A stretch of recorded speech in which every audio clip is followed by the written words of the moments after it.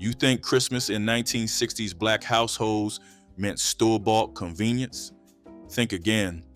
African American families across the South stretched pennies into feasts that rivaled any fine dining, turning humble ingredients into celebrations of love, heritage, and survival. Let's dig into 30 cheap 1960s Christmas dishes served at African American family tables. Candied yams were the crown jewel of every 1960s African American Christmas table, glistening under kitchen lights like edible amber. Sweet potatoes were peeled, sliced thick, and layered in heavy baking dishes with brown sugar, butter, cinnamon, and nutmeg before being baked until the syrup thickened into golden glaze. The dish traced its roots to West African yam traditions, adapted through generations of Southern cooking.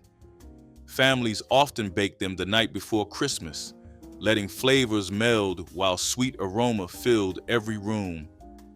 Children would sneak into kitchens, hoping to steal a caramelized edge piece before dinner. The cost was minimal since sweet potatoes grew abundantly in southern soil and could be stored through winter. What made candied yams remarkable was how they transformed a cheap root vegetable into something luxurious. They sat proudly beside the turkey, proving holiday abundance had nothing to do with wealth. Chitterlings carried both controversy and deep cultural meaning on 1960s Black Christmas tables, representing traditions stretching back through slavery into African heritage. Pig intestines were cleaned meticulously for hours, sometimes days, requiring patience and skill that only experienced hands possessed. The cleaning process was sacred knowledge passed from mothers to daughters, each family guarded methods closely. Once cleaned and boiled with vinegar, onions, and spices, chitterlings developed a distinctive flavor that polarized even within families. Some households served them fried crispy, while others preferred them simmered tender. The aroma announced Christmas had arrived, filling neighborhoods with that unmistakable scent. They cost almost nothing, since butchers often gave intestines away or sold them for pennies. Chitterlings represented the ultimate waste-nothing philosophy, turning what others discarded into cherished holiday food. Smothered turkey wings became the economical centerpiece of 1960s African American Christmas dinners when whole turkeys stretched budgets too thin. Wings were seasoned heavily with salt, pepper, garlic powder, and paprika, then browned in cast iron until the skin turned golden and crispy. The real magic happened when onions were added to the pan drippings, creating a base for rich gravy that would eventually blanket everything. Chicken broth was poured in slowly, the mixture thickened with flour, and the wings returned to simmer for hours until meat fell from bones. The gravy absorbed every bit of seasoning while the wings became impossibly tender. Families could feed 8 or 10 people from a few pounds of wings that cost a fraction of a whole bird. Served over rice with the gravy ladled generously, this dish proved that celebration didn't require expensive cuts. The wings disappeared first at every gathering, with children and adults alike fighting over the crispy skin pieces. Cornbread dressing held a place of honor at every 1960s African American Christmas table, distinct from the bread stuffing found in white households. Cornbread was baked days ahead, crumbled by hand and mixed with sautéed celery, onions, and sage until the kitchen smelled like the holidays themselves. Turkey or chicken broth was added carefully, with experienced cooks knowing exactly how much moisture created perfect texture. Some families added hard-boiled eggs, others included oysters for special occasions, but the cornbread base remained sacred. The mixture was poured into cast iron skillets or heavy baking dishes, then baked until the top turned golden brown and the edges crisped perfectly. There was an unspoken rule that only one person made the dressing at any gathering, and that honor was earned through years of practice. The cost was negligible since cornmeal was a kitchen staple and broth came from boiled turkey necks. Cornbread dressing represented the meeting of African grain traditions with Southern abundance. Sweet potato pie claimed its rightful place as the signature dessert of 1960s African American Christmas celebrations, outshining pumpkin in every Black household. Sweet potatoes were roasted until tender and caramelized, then mashed smooth with butter, eggs, evaporated milk, and warm spices that made kitchens smell like heaven. The filling was poured into homemade crusts, rolled thin and flaky, then baked until the top developed that distinctive golden sheen. Unlike pumpkin pie with its pale filling, sweet potato pie boasted deep orange color and richer flavor from natural sugars concentrated through roasting. In many families, only the matriarch made the pies, her recipe guarded like precious heirloom jewelry. Children learned by watching, absorbing techniques that cookbooks could never capture. Sweet potatoes cost pennies and could be grown in backyard gardens, making this dessert accessible regardless of income. The first slice always went to the eldest, and seconds weren't taken until everyone had been served. Collard greens with ham hocks anchored every 1960s African American Christmas dinner, their presence as essential as prayer before the meal. Greens were washed repeatedly, sometimes 5 or 6 times, because any remaining grit was considered an unforgivable cooking sin. Ham hocks were added to large stock pots first, simmering for hours until their smoky essence infused the water with rich, salty depth. The cleaned greens went in next, cooking low and slow until they turned silky and dark, absorbing every bit of that precious pot liquor. Vinegar, hot sauce, and red pepper flakes were added according to family preference, with some households keeping their greens mild while others made them fiery. The cooking liquid itself was treasured, sipped from cups or sopped up with cornbread as liquid nourishment. Collard greens symbolized money and prosperity when served on New Year's Day, but at Christmas, they represented pure comfort. Ham hocks cost almost nothing, and greens grew abundantly in southern gardens through cool weather. Neckbones with potatoes filled 1960s African American Christmas tables with hearty, stick-to-your-ribs comfort that expensive cuts could never match. Pork neck bones were browned first in cast iron, their rendered fat creating the foundation for gravy that would become legendary. Onions, garlic, and bell peppers joined the pot, softening into drippings before water covered everything. The mixture simmered for hours, meat slowly releasing from bones, while broth thickened naturally with gelatin. Potatoes were added toward the end, cut large so they wouldn't fall apart, absorbing rich pork flavor as they cooked tender. Families gathered around steaming bowls, using bread to capture every drop of gravy because wasting even a spoonful was unthinkable. Neck bones cost pennies per pound since they were considered throwaway cuts by most butchers. This dish represented the genius of African American cooking, transforming what others discarded into something families craved. Giblet gravy with rice transformed holiday leftovers into something 1960s African American families anticipated as much as the main meal itself. Turkey giblets, including heart, liver, gizzard, and neck, were simmered until tender, then chopped fine and returned to their cooking liquid. A roux was built separately, butter and flour whisked together until golden brown, then combined with giblet broth to create gravy with remarkable depth. The chopped organ meats added texture and richness that plain gravy couldn't match, turning each spoonful into something complex and satisfying. This gravy was ladled generously over white rice, creating a complete meal from what many households threw away. Children who initially balked at eating giblets learned to love them hidden within that silky brown gravy. The dish cost essentially nothing since giblets came free inside every turkey purchased. Giblet gravy represented the waste-nothing philosophy sustaining African American families through generations. Fried catfish on Christmas Eve became a sacred tradition in 1960s African American households, particularly in communities with southern roots and river access. Fresh catfish were cleaned and filleted, soaked in buttermilk to remove any muddy flavor, then dredged in seasoned cornmeal until completely coated.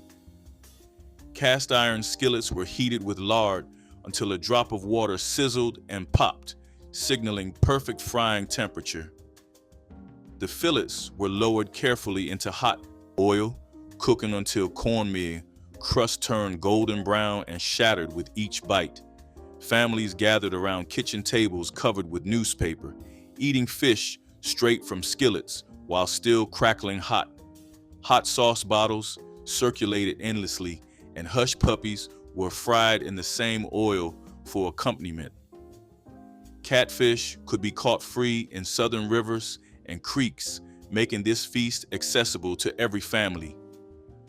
The tradition connected Black families to African and Southern heritage, where fish symbolized abundance and blessing. Red velvet cake stood as a showpiece dessert at 1960s African American Christmas celebrations, its dramatic crimson layers demanding attention before a single slice was cut. The distinctive color came from red food coloring mixed into cocoa-flavored batter, creating that signature hue, making the cake instantly recognizable. Cream cheese frosting was spread thick between layers, and across the exterior, its tanginess balancing subtle chocolate sweetness perfectly. Baking this cake required skill since layers needed to rise evenly and frosting had to achieve exactly the right consistency. Many families had designated red velvet bakers whose cakes became legendary within communities and churches. The ingredients were affordable pantry staples, yet the finished product looked like it belonged in a bakery window. Red velvet was sliced thin so everyone could have a piece, with corner slices featuring extra frosting claimed first. This cake represented celebration and the pride Black bakers took in creating beauty from simple ingredients. Pig feet simmered in iron pots across 1960s African American kitchens during Christmas, their gelatinous richness providing nourishment that expensive cut simply couldn't match. The feet were cleaned thoroughly, sometimes with a razor, to remove remaining hair, then placed in large pots with vinegar, onions, bay leaves, and crushed red pepper. Hours of slow cooking transformed tough collagen into silky gelatin, while meat became tender enough to pull apart with fingers. Some families served them straight from the pot with hot sauce and cornbread, while others pickled them in spiced vinegar. The broth left behind was treasured for its bodybuilding properties, believed to strengthen bones during cold winter months. Pig feet cost almost nothing since butchers considered them waste, yet they provided substantial protein. Children often wrinkled their noses at first, but grew to appreciate this dish, watching elders enjoy every bite. Pig feet represented the wisdom of using everything, wasting nothing. Oxtail stew graced 1960s African American Christmas tables with rich, falling apart meat that transformed a discarded cut into pure luxury. Oxtails were browned in batches in cast iron, their rendered fat creating the foundation for gravy that would become legendary within families. Onions, carrots, celery, and tomatoes joined the pot, simmering for hours until meat slid effortlessly from bones. The natural gelatin released during cooking created sauce so rich it coated every spoonful with silky depth. Lima beans were often added near the end, stretching the stew further while absorbing that magnificent broth. Served over rice or with crusty bread for soaking, oxtail stew could feed a dozen people from just a few pounds of bones. Butchers sold oxtails for pennies since most customers wanted nothing to do with them. For Black families who knew the secret of slow cooking, oxtails represented one of the greatest bargains available. This dish proved that patience could transform the cheapest cuts into memorable meals. Molasses cookies filled 1960s African-American Christmas kitchens with warm scents of ginger, cinnamon, and cloves that announced the holiday season had truly arrived. The dough came together quickly with molasses, lard or butter, flour, and spices that made each batch distinctive to the household. Molasses was far cheaper than refined sugar and provided depth of flavor that white sugar couldn't achieve. The cookies were rolled thick and baked until crackled on top but still chewy inside, a texture that kept them fresh for weeks in tins. Children helped roll balls of dough and press them flat, learning kitchen skills while sneaking bites of raw dough. These cookies were packed into tins for neighbors, brought to church gatherings, and left out for Santa alongside cold milk. The recipe stretched limited pantry supplies into dozens of cookies that made modest gifts feel generous. Molasses cookies represented holiday tradition that cost pennies but delivered sweetness, rivaling expensive bakery treats. Caramel cake stood as the ultimate test of baking skill in 1960s African-American Christmas kitchens, its homemade frosting requiring patience that separated accomplished bakers from beginners. The cake layers themselves were tender yellow cake, simple enough, but the caramel icing demanded constant attention as sugar cooked to exactly the right stage. Butter, sugar, and evaporated milk were stirred continuously over medium heat until the mixture turned golden and reached the softball stage. Timing was everything, since undercooked icing wouldn't set while overcooked icing turned grainy. The warm caramel was beaten until it thickened to spreading consistency, then quickly applied before it hardened. Families knew whose caramel cake was best, and that reputation was earned through years of practice and occasional failure. The ingredients were humble pantry staples, yet the finished product rivaled professional bakeries. Caramel cake represented the artistry possible when skill met simple ingredients and inherited family knowledge. Pound cake anchored 1960s African-American Christmas dessert tables with the dense, buttery slices that needed no frosting or embellishment to impress. The traditional recipe called for a pound each of butter, sugar, eggs, and flour, creating cake so rich that thin slices satisfied completely. Bakers creamed butter and sugar by hand until light and fluffy, a process requiring strength and patience before electric mixers became common. Eggs were added one at a time, each fully incorporated before the next, while flour was folded in gently to preserve delicate texture. The cake baked low and slow in tube pans until golden brown, filling homes with an aroma signaling celebration.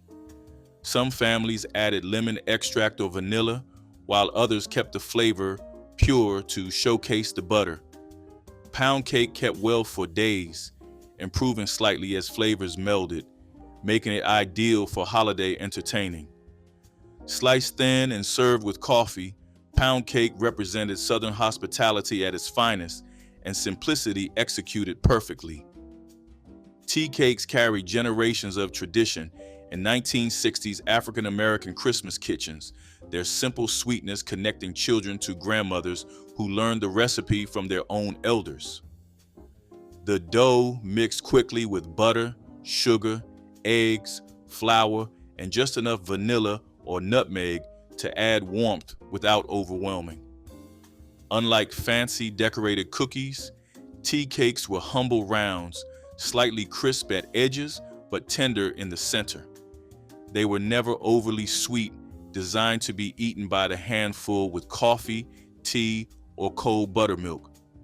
Grandmothers measured ingredients by feel rather than cups, their hands knowing exactly when dough reached the right consistency. Children watched closely, trying to memorize techniques that couldn't truly be written down. Tea cakes were packed into tins for church gatherings, wrapped for neighbors, and set out on every holiday table. The cost was minimal, since flour, sugar, and butter were always on hand. Tea cakes represented love made tangible, baking transformed into connection across generations. Coconut layer cake rose tall and proud on 1960s African American Christmas tables, its snowy white exterior announcing celebration before a single slice was cut. 3 or 4 layers of tender white cake were stacked with sweet coconut filling between each, then covered entirely in fluffy 7-minute frosting. Fresh coconut was cracked, drained, and grated by hand in many households, though canned coconut made the process easier. The frosting was beaten over simmering water until it stood in glossy peaks, then spread quickly before it set. Coconut was pressed into the frosting while still tacky, creating that signature snowball appearance. The combination of tender cake, sweet filling, and marshmallow-like frosting created layers of texture in every bite. Coconut layer cake requires skill and time, making it a showpiece reserved for important celebrations. This cake represented the heights African American bakers could achieve with modest ingredients and inherited knowledge from generations of family cooks.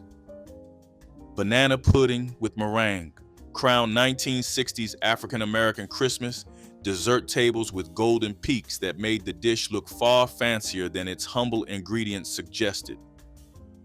Homemade custard was cooked on the stovetop, stirred constantly until it thickened enough to coat a spoon, then layered with vanilla wafers and sliced ripe bananas. The pudding was assembled in glass baking dishes, so the beautiful layers showed through as stripes of yellow, white, and golden brown. Meringue was whipped from egg whites and sugar until it held stiff peaks, then swirled dramatically across the top. The assembled pudding went under the broiler just long enough for meringue to turn golden and slightly toasted at the tips. Families argued over whose banana pudding was best, with recipes varying by thickness of custard and ratio of wafers to bananas. This dessert cost almost nothing, since bananas were cheap and custard used basic pantry ingredients. Banana pudding represented comfort food, elevated to celebration through technique and presentation. Peach cobbler bubbled golden in 1960s African American Christmas kitchens, its sugary juices spilling over crusts that shattered with each spoonful. Summer peaches had been canned months earlier, preserved specifically for this winter celebration when fresh fruit was impossible to find.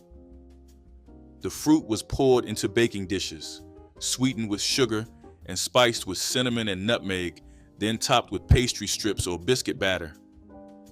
As cobbler baked, the crust absorbed peachy juices while developing a crispy top that crackled beautifully. Some families served it warm with cold sweet cream poured over, while others let it cool slightly before cutting. The kitchen smelled like summer preserved in winter, a reminder of warmer months during the coldest season. Canning peaches in August meant having cobbler in December, connecting seasons through preserved abundance. Peach cobbler represented foresight and planning, the wisdom of summer preparations paying off in winter celebration. Hoe cakes with cane syrup carried 1960s African American families back to their deepest Southern roots, connecting Christmas morning tables to generations of tradition stretching back to slavery. The simple cornmeal batter was mixed with water, salt, and sometimes buttermilk, then fried on a hot griddle until edges crisped golden brown. The name itself recalled field workers who once cooked these cakes on the flat surface of hoes over open flames. Cane syrup was drizzled generously over each hot cake, its deep amber sweetness soaking into the crispy corn surface. Children stacked their plates high, eating whole cakes as fast as mothers could fry them, the combination of crispy cornmeal and sweet syrup creating pure breakfast bliss. Cane syrup cost less than refined sugar and provided flavor complexity that simple sweeteners couldn't match. This dish required only cornmeal, water, and syrup, making it accessible to every family regardless of income. Whole cakes represented heritage made edible, tradition served hot on Christmas morning. Ham bone soup stretched Christmas leftovers into meals that fed 1960s African American families for days after the holiday turkey and ham had been carved clean. The ham bone, still clinging with bits of meat and rich with marrow, was placed in the largest pot the kitchen owned and covered with water. Dried beans, usually navy or Great Northern, were added along with onions, celery, and whatever vegetables needed using before they spoiled. The pot simmered for hours on the back of the stove, the ham bone releasing its smoky essence while beans softened into creamy tenderness. By evening, the soup had transformed into something substantial enough to serve as a complete meal with nothing but cornbread alongside. Children came running when they smelled that familiar aroma, knowing the soup meant warmth and satisfaction. The ham bone cost nothing, since it was simply the remains of the Christmas ham. This soup represented the African American tradition of extracting every bit of nourishment from precious food. Black-eyed peas with hog jowl appeared on 1960s African American Christmas tables as both celebration and preparation for the luck-bringing New Year's meal to come. Dried peas were sorted carefully to remove any stones or debris, then soaked overnight until they swelled plump and ready for cooking. Hog jowl, the fatty meat from a pig's cheek, was sliced thick and fried until crispy before being added to the pot with the peas. The rendered fat flavored the cooking liquid, while the meat added substance that transformed simple beans into a complete meal. Onions, garlic, and bay leaves joined the pot as everything simmered together for hours until the peas turned creamy and the broth thickened naturally. Served over rice with hot sauce on the side, this dish provided protein and comfort during the coldest season. Hog jowl cost far less than bacon or ham, making it the economical choice for flavoring beans. Black-eyed peas represented hope and prosperity, a delicious promise of good fortune in the coming year. Crackling bread brought the irresistible crunch of fried pork skin to 1960s African American Christmas cornbread, elevating a humble staple into something families fought over. Cracklings were the crispy bits left behind after rendering pork fat into lard, each piece a concentrated nugget of porky flavor and crunch. These precious morsels were folded into cornbread batter just before baking, distributed throughout so every slice contained treasures. The bread baked in cast iron skillets, preheated with bacon grease, creating that essential crusty bottom distinguishing proper Southern cornbread. As the bread baked, cracklings released their remaining fat into the surrounding cornmeal, creating pockets of extra richness. Children would dig through slices searching for the biggest crackling pieces, considering them prizes worth savoring. The cracklings cost nothing since they were simply a byproduct of making lard at home. Crackling bread represented the waste nothing philosophy, turning every part of the hog into something delicious. Hog maul and potatoes filled 1960s African American Christmas tables with the kind of substantial, warming dish that expensive cuts could never replicate. Hog maul, the stomach lining of a pig, was cleaned with the same meticulous care applied to chitterlings, scrubbed repeatedly until it squeaked between fingers. The clean stomach was stuffed with a mixture of seasoned potatoes, sausage, onions, and cabbage, then sewn shut and roasted slowly until tender throughout. Some families boiled it instead, letting the stuffing absorb the rich cooking liquid as everything became tender together. The dish sliced beautifully, revealing layers of filling encased in the tender maul that had transformed during cooking. Each portion provided protein from the pork, carbohydrates from potatoes, and vegetables from the stuffing mixture. Hog maw cost almost nothing since butchers considered it offal that few customers wanted.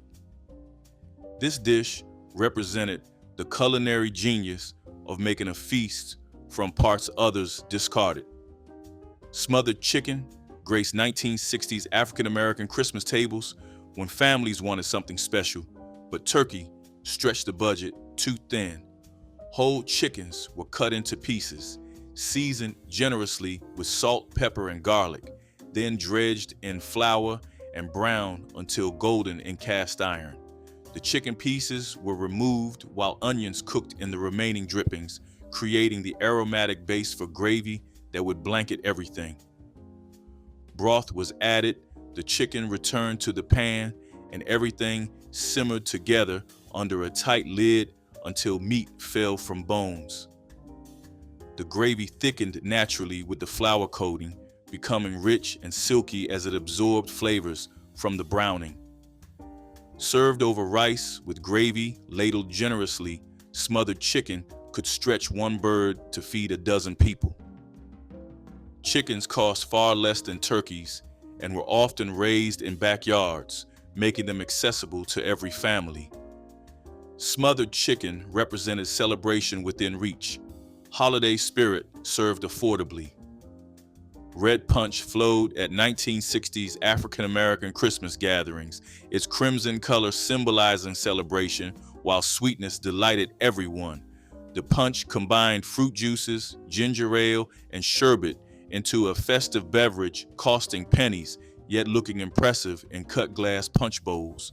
Hawaiian punch or cranberry juice provided essential red color, while pineapple juice added tropical sweetness. Ginger ale was added just before serving to maintain fizz, bubbles making each sip feel special. Some families floated raspberry sherbet that melted into swirls of pink and red.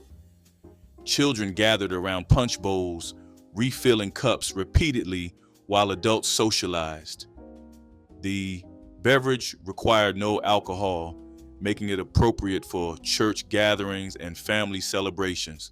Red punch represented joy made accessible, proving festivity didn't require expense. Boiled custard appeared in 1960s African-American Christmas kitchens as a rich, drinkable dessert honoring Southern traditions. Eggs, sugar, and milk were whisked together, then cooked slowly over low heat while stirring constantly to prevent curdling.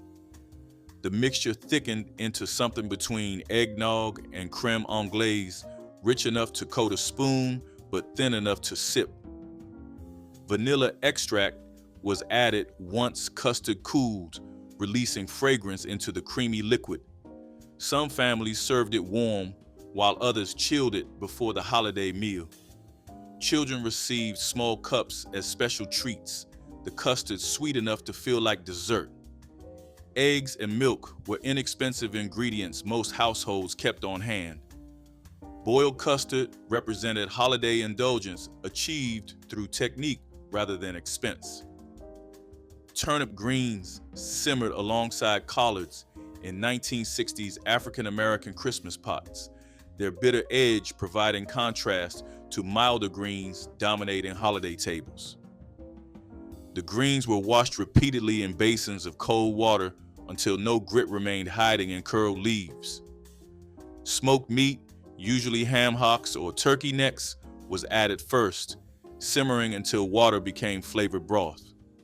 The cleaned greens were packed into pots and cooked low and slow until silky tender. Vinegar and hot pepper added brightness, cutting through the pork's richness. The potlikker was considered medicine, sipped hot or used to soak cornbread. Turnip greens grew abundantly in southern gardens through cool weather, costing nothing for families tending their own plots. These greens represented self-sufficiency and pride in eating what you grew. Pickled pig's feet sat in glass jars on 1960s African-American Christmas tables, their tangy brine offering a snack guest nibbled throughout celebrations. Fresh feet were boiled until tender, then packed with pickling solution of vinegar, salt, and spices, preserving them for months. The process transformed gelatinous texture into something firmer while infusing every bite with sour flavor. Guests fished feet from jars with fingers, gnawing tender meat from tiny bones.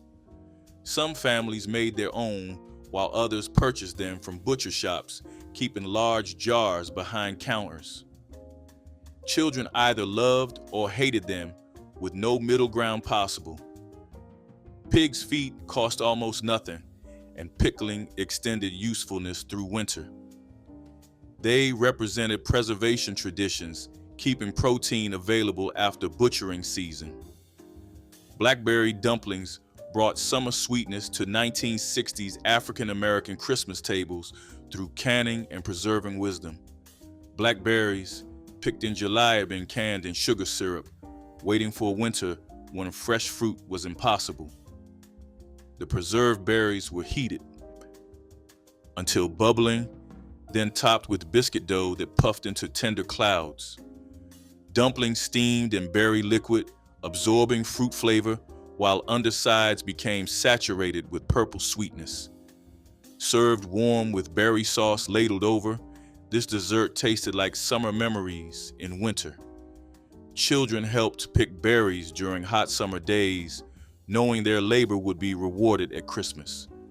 The berries cost nothing for families knowing where wild bushes grew.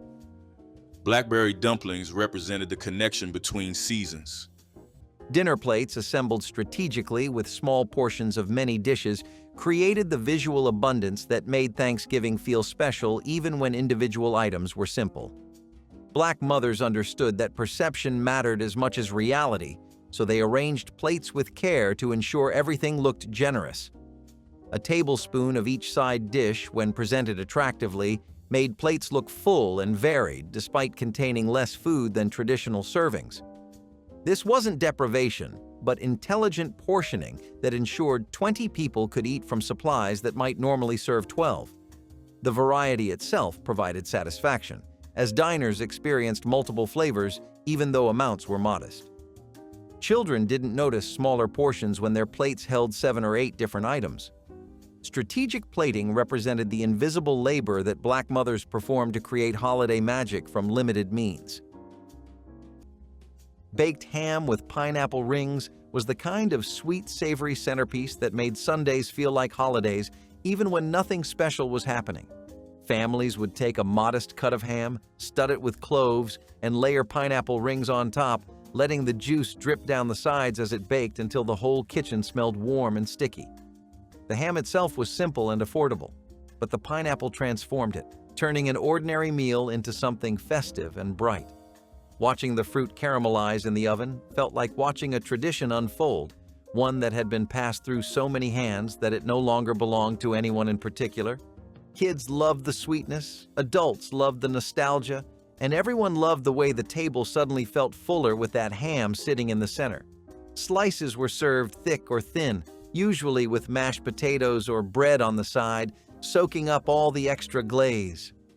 Even now, people remember that taste because it felt like an occasion, something that meant family was gathered and everything was calm. It was a dish that stretched across decades, bringing people back to simpler times every time it reappeared. Collard green stems and onion stir-fry was the result of a kitchen rule every Black mother knew. Nothing gets wasted. While the leaves went into the main pot, the stems were chopped thinly and cooked with onions and seasoning until tender mothers sautéed them in fat saved from pork or chicken, letting the stems soak in all the leftover flavor. The onions caramelized slightly, Giving the dish a sweetness that balanced the natural bite of the stems over rice, the mixture became a complete meal, filling enough to keep the whole family satisfied. Kids sometimes mistook the dish for something new, surprised that the parts usually thrown away could taste so good. It was frugality transformed into creativity. Collard green stems and onion stir-fry was a reminder that survival meant knowing how to use every last inch of what you had. Pumpkin stew with onions was the kind of dish that proved homegrown vegetables could anchor a meal. Pumpkins were easy to plant, easy to store, and yielded enough flesh to keep a family fed for weeks. My grandmother peeled chunks of pumpkin, cooked them down with onions, and let the pot simmer until it turned thick and savory. The sweetness of the pumpkin mixed with the sharpness of onion, creating a balance that felt hearty and satisfying. Sometimes she added a little pepper or a leftover bone for extra flavor, but even plain, the stew was filling. Served with bread or cornbread, it was enough to feed a household without meat or costly ingredients. In the 1960s, pumpkins were not just for pies or holidays. They were staples, pulled from backyard gardens and turned into supper. The stew carried warmth, thrift, and creativity in every spoonful. Pumpkin stew with onions showed that survival did not mean going without taste, only learning to love what the land gave freely. Pinto beans and rice was the meal that never failed to show up when times were tight.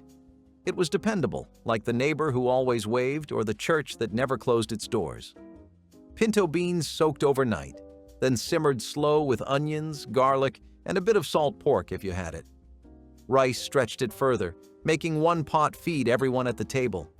The taste was earthy, hearty, and full of quiet strength. No one went hungry when there were beans on the stove. They were the rhythm of the week, the comfort of something warm after a long shift, the proof that cheap did not mean empty. Every spoonful carried history, from southern farms to city apartments, reminding folks that food can be both humble and holy.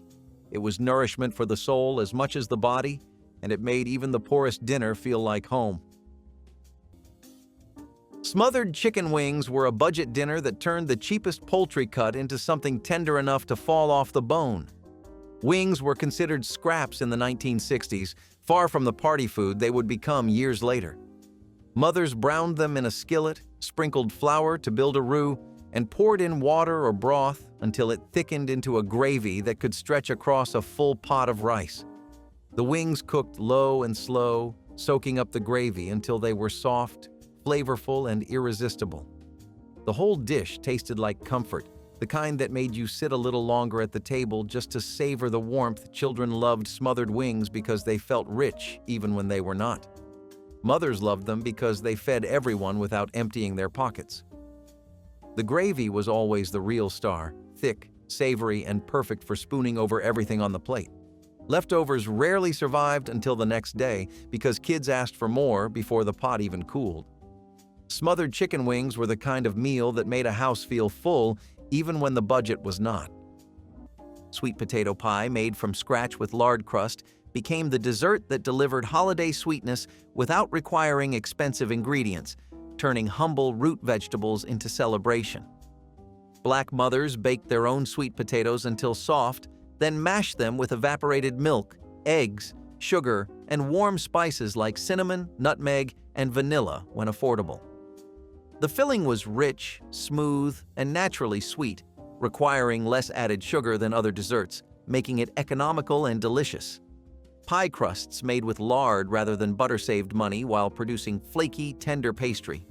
Some women topped their pies with meringue made from leftover egg whites, creating impressive height without additional cost, while others left them plain. A single pie cost less than $2 in ingredients, yet could be sliced into 12 portions, making it far more economical than cakes. The pies were often baked the day before Thanksgiving.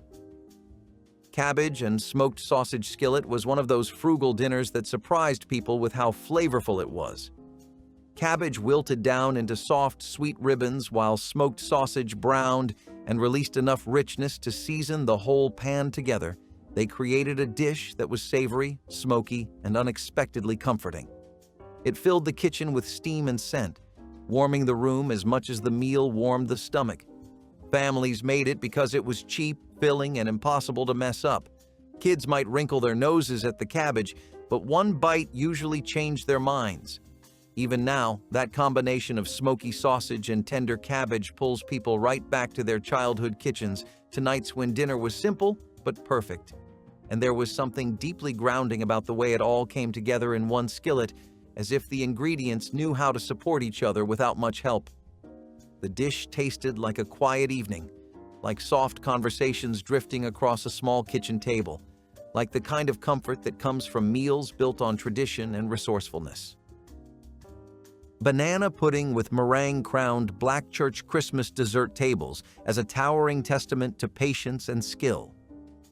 Unlike modern versions made with instant pudding, church mothers cooked custard slowly on the stove, stirring constantly until it thickened enough to coat a spoon. Vanilla wafers were layered with sliced bananas and warm custard in deep dishes, the cookies softening as they absorbed the creamy filling. The glory was the meringue, egg whites beaten by hand until stiff peaks formed, spread across the top, and browned in a hot oven until golden tips emerged. The contrast of textures, soft custard, tender cookies, creamy bananas, and airy meringue, made every spoonful an experience. Church mothers who mastered the meringue without it weeping were celebrated throughout congregations. Children stared at the golden peaks with wonder, while adults remembered their grandmothers making this same pudding for generations. Banana pudding was love made visible, layered carefully in dishes that told stories. Which forgotten Christmas dish would you bring back to your family table? Drop your memories in the comments, hit that like button, and subscribe so we can keep preserving these precious food traditions together.